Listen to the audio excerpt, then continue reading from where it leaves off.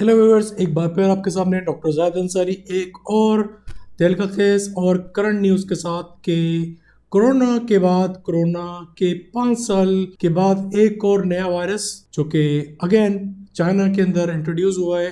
लेकिन याद रहे, ये इंट्रोड्यूस नहीं हुआ है, ये बहुत पहले का वायरस है।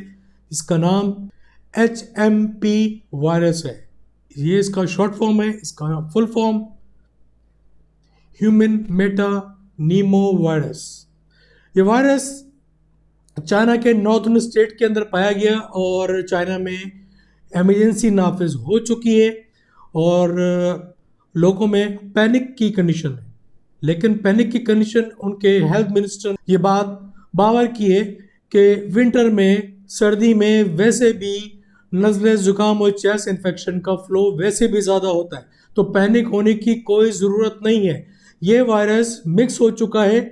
लेकिन अच्छी बात यह है कि चाइना में जो हेल्थ अथॉरिटीज़ हैं, जो लैब्स हैं और जो हेल्थ रिलेटेड ऑर्गेनाइजेशन है, वो एक्टिव होकर अपना अपना काम परफॉर्म कर रही हैं, जिसकी वजह से ये वायरस ईजीली डिटेक्ट और डायग्नोस होकर कर्ब आउट हो चुका है।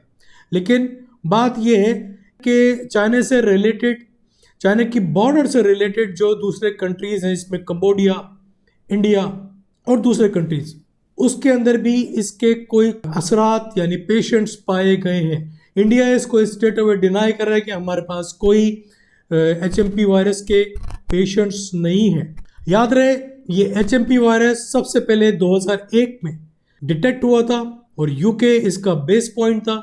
इंग्लैंड के अंदर इसके पेशेंट्स मिले थे। ये पहली मर्तबा आउटब्रेक इसका नहीं हुआ है। लेकिन एक वाज़ेह डिफरेंस है कि कोरोना की वैक्सीन या तो बनी हुई थी या बनाई गई थी, क्यों उसके बाद ये वैक्सीन लगाकर कोरोना को कंट्रोल किया गया, लेकिन इसकी वैक्सीन अभी तक बनाई नहीं गई है। अब बात कर लेते हैं HMP वायरस की कि वायरस है क्या।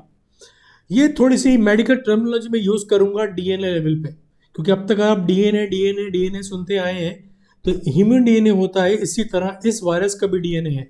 लेकिन नॉर्मल DNA के 2 हेलिकल्स होते हैं, लेकिन इसके अंदर सिर्फ एक हेलिकल है, 2 स्ट्रिंग्स नहीं है, डबल स्ट्रैंडेड रिंग्स हेलिकल नहीं है, ये सिंगल हेलिकल के ऊपर डिपेंड करता है। इसके असरात वही खांसी, नज़ला, ज़ुकाम, चेस्ट का इन्फेक्शन आपको फील होगा।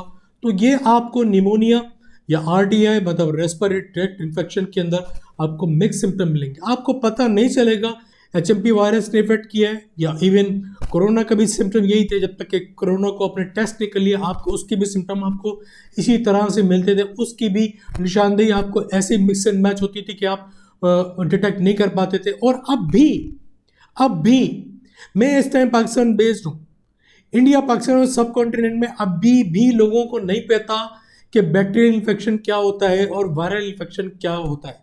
ये जहालत की इंतहा है कि लोग अपने GP का सर खाते हुए तो इस चीज़ को नहीं समझते। वो बोलते हैं हमें तो 1 घंटे में सही कर दो, हमें तो 1 घंटे में खड़ा कर दो, बस कुछ भी करो हमें सही कर दो। अबे भाई, ये वायरस है, वायरस का एक टाइम पीरियड है, और अगर आप इस वायरस की ट्रीटमेंट आपने ना भी की तो ये अपना टाइम गुजार के खुद ऑटोमेटिकली चले जाएगा। डिपेंड करता है कि आपकी बॉडी स्ट्रांग होनी चाहिए, डिपेंड करता है आपका दिफाई निज़ाम स्ट्रांग होना चाहिए, डिपेंड करता है कि आपकी इम्यून सिस्टम, जो मैं बार बार बोल रहा हूँ आपको मुख्तलिफ किस्म की अपनी वीडियोस के अंदर कि ये खाइए ये खाइए ये खाइए, क्यों? ये आपका दिफाई निज़ाम स्ट्रांग करता है, या आपके अंदर के इंसान को स्ट्रांग करता है, जो आपके लिए पहले से आपको बीमार होने से पहले लड़ता है, आपकी इम्यूनिटी को स्ट्रांग करता है। तो वो अफराद बगैर ट्रीटमेंट लिए हुए इस वायरस या किसी भी वायरल डिजीज को ऑटोमेटिकली ट्रीट कर सकते हैं विदाउट यूजिंग एनी मेडिसिन। कोई मेडिसिन यूज किए बगैर भी आप वायरल का दिफा कर सकते हैं। क्यों? क्योंकि वायरल का एक टाइम है, कोई ट्रीटमेंट नहीं है वायरस की, कोई ट्रीटमेंट नहीं है। ये मैं उन लोगों के लिए कह रहा हूं जो वो जाहिल लोग, जिनको ये नहीं पता कि बुखार आया किस वजह से आया है, किस वजह से आया। जा नहीं रहा बुखार, अबे तो टेस्ट करना पड़ेगा भाई। ये GP बेचारा एक जगह बैठा हुआ आपके टेस्ट परफॉर्म नहीं कर पाता। क्यों? आपके जेब के अंदर पैसे ही नहीं है। तो जाओ ना, जो लोकल हॉस्पिटल है आपके गवर्नमेंट के, वहाँ सारे टेस्ट मौजूद हैं। आके आप GP का सर खाते हो, फर्क ना पड़ा हमें, हम तो ना जा रहे, उसके फायदा ना हुआ तो फायदा ऐसे थोड़ी होगा। तो इस जहालत को दूर करो। ये उन जाहिल लोगों के लिए बता रहा हूँ कि ये वायरल डिजीज, वायरल इन्फेक्शन किसी भी ट्रीटमेंट से नहीं जाएगा। ये खुद ब खुद अपना टाइम गुजार के, चाहे वो 3 दिन हो, चाहे वो 6 दिन हो, ज्यादा से ज्यादा 15 दिन बाद वायरस चला जाता है। और उसके बाद भी आपको अगर बुखार या इस जैसे सिम्टम मौजूद है तो वो आपकी बॉडी के अंदर वीकनेस इतनी हो गई कि आप कमजोर हो गए, आपके खून के खलिये टूट गए, आपके आरबीसी रेड खलिये टूट गए, आपका दिफाई निज़ाम कमजोर हो गया, तो आप फिर बुखार में, आप फिर चेस्ट इन्फेक्शन में, और आप दोबारा किसी और इन्फेक्शन में डिजीज हो सकते हैं, आप बीमार पड़ सकते हैं। वायरस तो चला गया 15 दिन के बाद, लेकिन वो जाहिल लोग कभी इस डॉक्टर के पास, कभी उस डॉक्टर के पास। अच्छे डॉक्टर को दिखा दो, किसी अच्छे डॉक्टर को दिखाओ। एक मेरा जानने वाला, उसका घर पूरा बड़ा पड़ा हुआ है यूट्यूब डॉक्टरों से। यूट्यूब पे देखा डॉक्टर बन गए, गूगल से देखा डॉक्टर बन गए, तालीम वालीम कुछ नहीं, सारी जहालत भरी हुई है।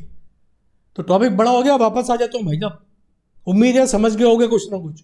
इस वायरस के सिम्टम की, इस वायरस की निशानदेही आपको नज़ला, जुकाम, खांसी से ही मिलेगी।